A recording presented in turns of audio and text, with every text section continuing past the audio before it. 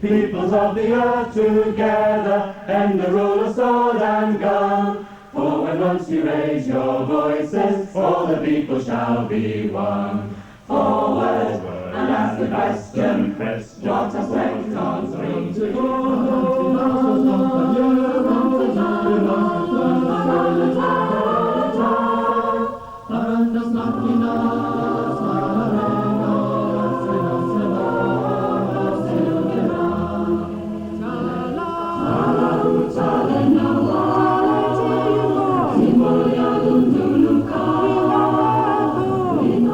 May the 1st is May Day, International Workers' Day. It commemorates the historic struggles of working people across the world. It's a tradition that began in the 1880s with the United States trade union struggle for the 8-hour working day. Today it's a day on which we celebrate our solidarity and our unity and our common cause with working class people across the world. Well, it's May Day, it's Workers' Day. Karl Marx said it, workers of the world unite, and that's what we're here for. It's a day really of peace and solidarity and in fact socialism throughout the world, and we see it as an opportunity to link up with people right across the world, working people. Barriers of countries drop and workers' solidarity comes into play. May Day's got another significance, first day of spring, and if you go back to the 17th century, at the time of the English Revolution, it was May the 1st that all the great declarations were made, and then right through the 19th century, always around this time. And the thing about May Day is, it's about internationalism. We're told every day about globalization, companies should be allowed to move to make more profit, but we're all people, whether we're Germans, French, Italian, from Sri Lanka, wherever we are, and this is a time where we celebrate our common humanity and decide to work together. Globalisation could be a fantastic thing actually. Globalisation could mean that we lift people out of poverty. We've still got 50% of the workers in the world earning less than $2 a day, and there's 10% of workers earning $1 a day. Now we could lift all the people that are on poverty out of poverty and pay them at the top. Or what the global strategists are doing, the bankers and the governments, are driving workers with good rates and paying conditions down to the bottom. So it's essential that we don't say that workers that may be bringing in lower goods at cheaper rates of pay and prices that have been produced on cheaper rates of pay are the enemy. The enemy is not a worker in Indonesia or Japan or Taiwan working for lower rates of pay. The enemy is the system that makes two workers compete against each other. And our job is to link up, build up solidarity, build their organisations up and raise the standards of living for everyone throughout the world. When the union's inspiration through the workers' blood shall run, there can be no power greater anywhere beneath the sun. Yet what force on earth is weaker than the feeble strength of one? But the union makes us strong. Solidarity forever. Adelante, marchemos compañeros, avancemos a la revolución. Nuestro pueblo es el dueño de su historia, arquitecto. Stoje, hoje mamo pobierala, stoje, hoje mamo pobierala, stoje, hoje mamo pobierala, se gęcie mamo sarla benjo. The most important thing on May Day is to remember that workers are in struggle all over the world, and there are still regimes which are now murdering trade unionists simply for being trade unionists. Workers who stand up and fight back against discrimination, against exploitation, who just stand up to fight poverty, are now still being locked in prison, still being denied their rights, and yes, some of them are being eliminated altogether.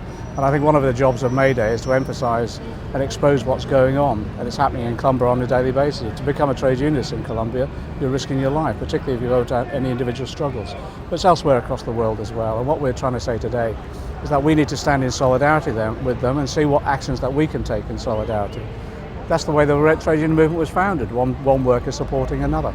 we've got more in common with each other, working people, than we have with the stockbrokers and the bankers of the world who have got us into this economic recession, and it's the working people who've got to pay for it. So it's an opportunity for working people to come together who produce the wealth, and it's the bosses that exploit those workers to extract the wealth more than what workers should be having themselves.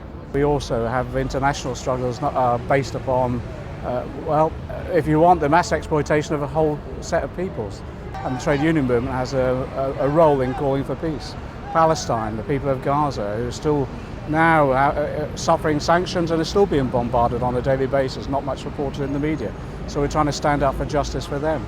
That's our role, to expose these on May Day, but then afterwards, as RMT does, to take concrete actions to support those workers. We're fortunate because we've got a union which fights.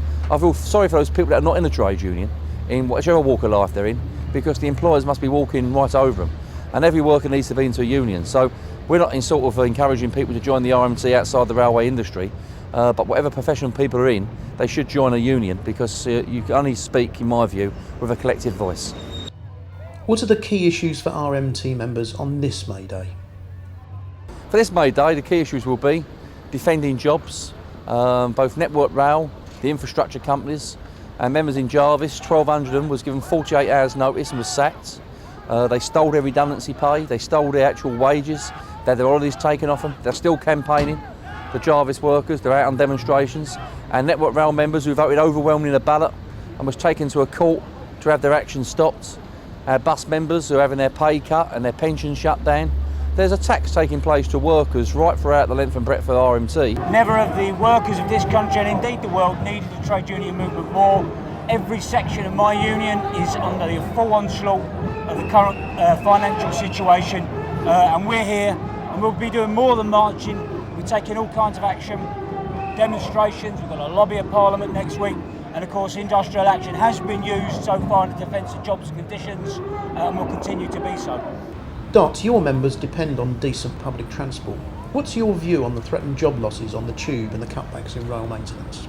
We're extremely worried about that, because often, you know, you need people to help you.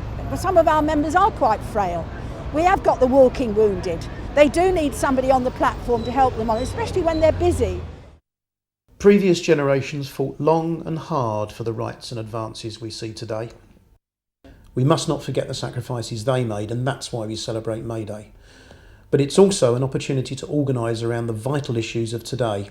And in Britain, that includes winning trade union freedoms that are absolutely vital if we're to make similar advances in the 21st century. And it's about time the trade union movement started showing its teeth to this government like it would do to a Tory government and say enough's enough. Repeal the anti-trade union laws and bring a freedom bill on the basis that we never see a century.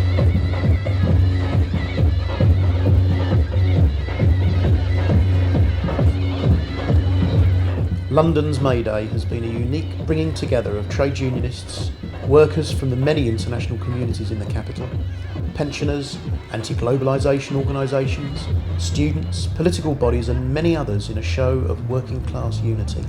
It's always good that people turn up, especially in London, or visitors to London, they turn up in Clerkenwell Green on May the 1st.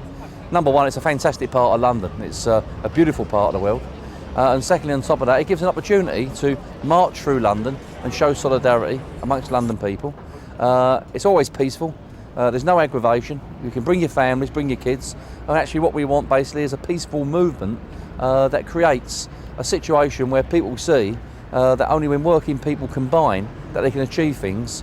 This unity splits the movement. Unity is the only way forward, and May the 1st gives us the opportunity to have unity amongst the trade union movement.